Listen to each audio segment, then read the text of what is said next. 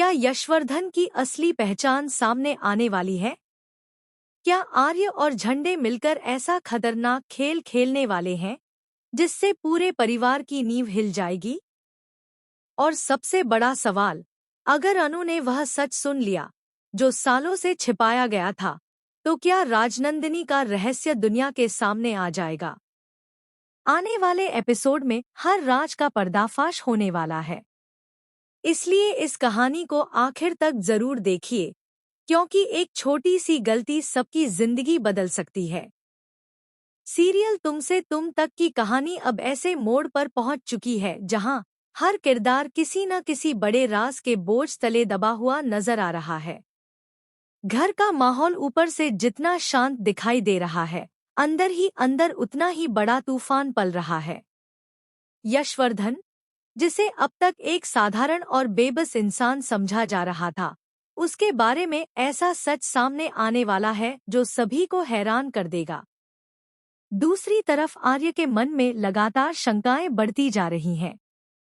उसे लगने लगा है कि यशवर्धन कोई साधारण व्यक्ति नहीं है और उसके अतीत में ऐसा कुछ छिपा हुआ है जो पूरे परिवार के लिए खतरा बन सकता है।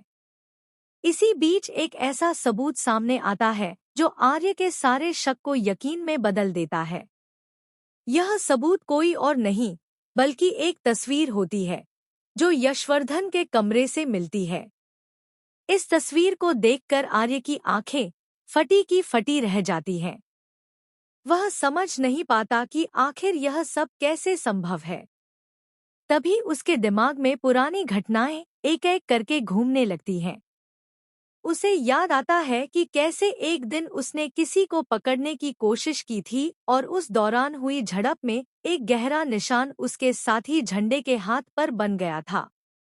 अब वही घटना और वही निशान उस तस्वीर से जुड़ते नजर आ रहे थे। आर्य को एहसास होने लगता है कि जिस सच्चाई की तलाश वह इतने दिनों से कर रहा था, वह अब उसके सामने खड़ी है। लेकिन यह सच जितना बड़ा था, उतना ही खतरनाक भी था। अगर यह बात घर के बाकी लोगों तक पहुंच गई, तो न जाने कितनी जिंदगियां बर्बाद हो सकती थी। इसी सोच में डूबा आर्य लगातार बेचैन हो रहा था। वह समझ नहीं पा रहा था कि उसे अब क्या कदम उठाना चाहिए। एक तरफ माँ का विश्वास था, दूसरी तरफ यशवर्धन का रहस्य और तीसरी तरफ वह खतरा जो हर पल बढ़ता जा रहा था। इसी दौरान कहानी में एक नया मोड़ आता है। झंडे कई दिनों से गायब था और किसी को नहीं पता था कि वह कहाँ है। लेकिन अचानक उसका फोन आर्य के पास आता है। फोन उठाते ही आर्य के मन में सैकड़ों सवाल उमड़ पड़ते हैं। वह झंडे से पूछता है कि आखिर वह इतने दिनों से कहाँ था और क्या उसे कोई जानकारी मिली। लेकिन झंडे का जवाब सुनकर आर्य और ज्यादा घबरा जाता है। झंडे कहता है कि फोन पर कुछ नहीं बता सकता और उसे तुरंत ऑफिस आना होगा। उसकी आवाज में डर साफ महसूस हो रहा था। ऐसा लग रहा था मानो उसने कोई ऐसा सच जान लिया हो जो पूरी कहानी को बदल सकता। ऑफिस पहुंचते ही आर्य के मन में बेचैनी और बढ़ जाती है। रास्ते भर उसके दिमाग में सिर्फ एक ही सवाल घूम रहा होता है कि आखिर झंडे ने ऐसा क्या पता लगा लिया है जिसे वह फोन पर बताने के लिए भी तैयार नहीं था।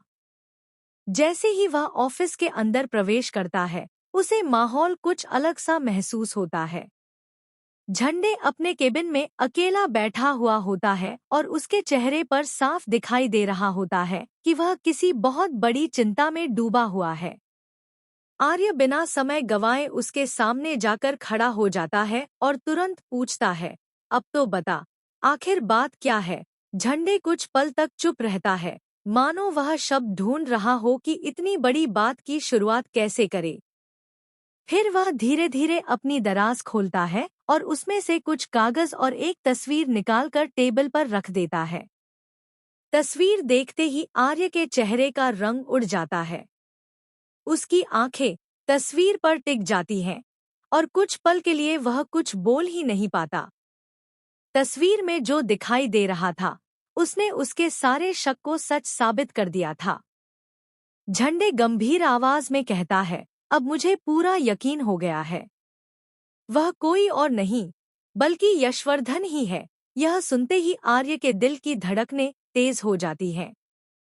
हालांकि उसके मन में पहले से ही शंका थी, लेकिन अब जब किसी सबूत के साथ यह बात सामने आई, तो मामला कहीं ज्यादा गंभीर हो चुका था। झंडे फिर अपने हाथ पर बने पुराने निशान की तरफ इशारा करता है।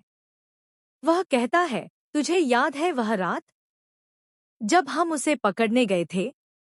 उस समय मेरे हाथ में चाकू था और मैंने उसे रोकने की कोशिश की थी, लेकिन उसने चाकू छीनकर मेरे हाथ पर वार कर दिया था।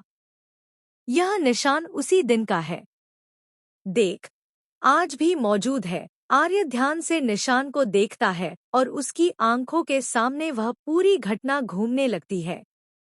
अब तस्वीर, निशान और पुरानी घटनाएं एक दूसरे से जुड़ती जा रही थी। झंडे आगे कहता है, मैंने पिछले कई दिनों से सिर्फ इसी सच का पीछा किया है।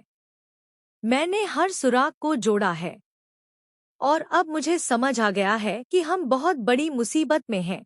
आर्य घबराकर पूछता है, क्या मतलब? तब झंडे की आवाज और भी गंभीर हो जाती है। वह कहता है, वह लड़का एक टाइम बम है।